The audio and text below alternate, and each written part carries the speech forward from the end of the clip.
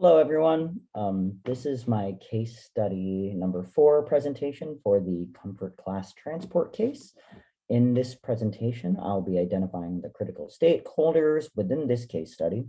I will also be elaborating on the selected intervention that I had highlighted in my previous presentation, and we'll discuss what will specifically be evaluated and how. With that being said, let's go ahead and dive in. As you can see, I have identified 5 key stakeholders of the comfort class transport company. First off, we have the CEO, Charles Gomez. He is the one who brought on Danny Sim and gave her partial ownership in order to have her build CCT's management structure as he pursues expansion opportunities in the Northeast. Next is the general manager, Danny Sim herself, who is a partial owner, as I had previously mentioned. She will be responsible to diagnose the performance gap, prescribe an appropriate intervention, and ensure that said intervention gets rolled out successfully. The following key stakeholder is the customer service director, Alexis Donovan. She will most likely be the one to communicate to the CSRs directly about the intervention, conduct the training, and provide supervision and feedback to ensure transfer of learning occurs. Following her are the CSRs, the customer service representatives. The CSRs need to go through the training of the new process. Furthermore, they need to buy into the new process, unlearn retired processes, and actively practice the new expectations. And then lastly are the customers themselves. For the implemented intervention, once that is rolled out, whatever the new process needs to be user-friendly, accessible, and quick to satisfy the customer's needs. With all of that being said, I already went ahead and positioned them on this graph to denote the level of influence on the suggested intervention and the level of their level of interest, or in other words, the impact or importance that the intervention will have on said stakeholders. So going from top to bottom again, we have the CEO, Charles Gomez. Of course, he is the one who brought on Danny Sim to resolve this performance gap that they have now identified. And as owner of the company, he is, of course, high influence and has high stakes in everything that will be sure to follow. Next is Danny Sim, again, another partial owner, therefore has high influence on the process and the company itself, and also has higher stakes. Going a little lower with less influence, but still high stakes would be Alexis Donovan.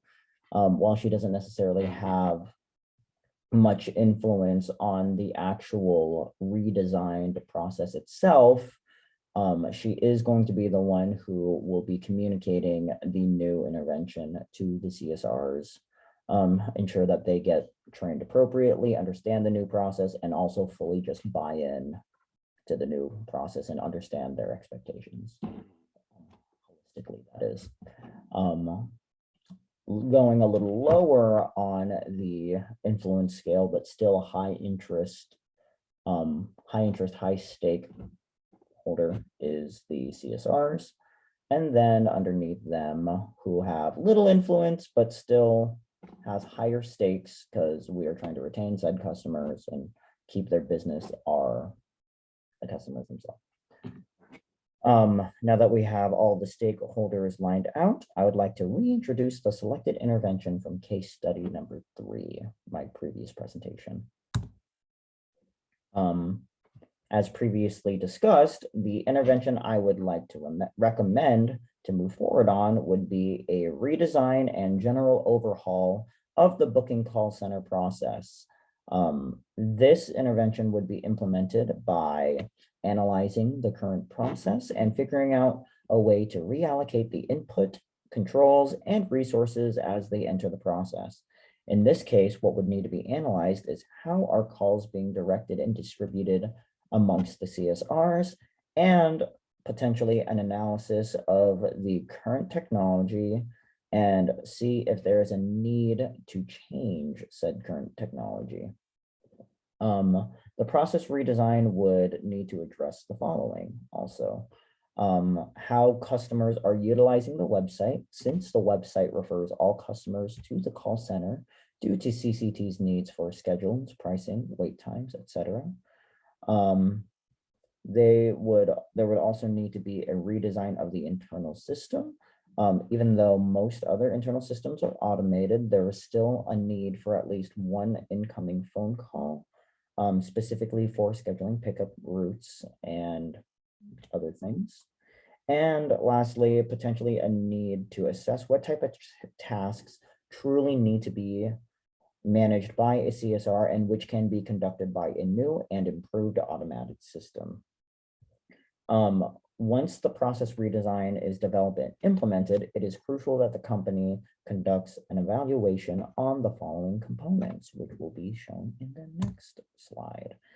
So, in order to see the implemented intervention was successful or not, there would need to be an evaluation of these two factors, specifically evaluating the customer's experience in booking their rides via website and their experience working with the CSRs.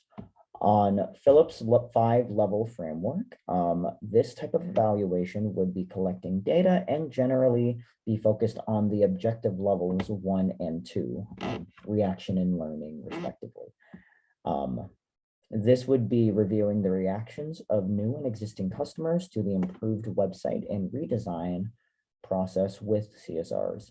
There would also be a learning component specifically for existing and returning customers who would have to relearn the new process flow. This type of evaluation could be done through focus groups and post-service surveys. The second criteria that would need to be evaluated would be evaluating the redesigned workflow for the CSRs themselves. This would be operating at the objective levels 2 and 3, the learning level and application level.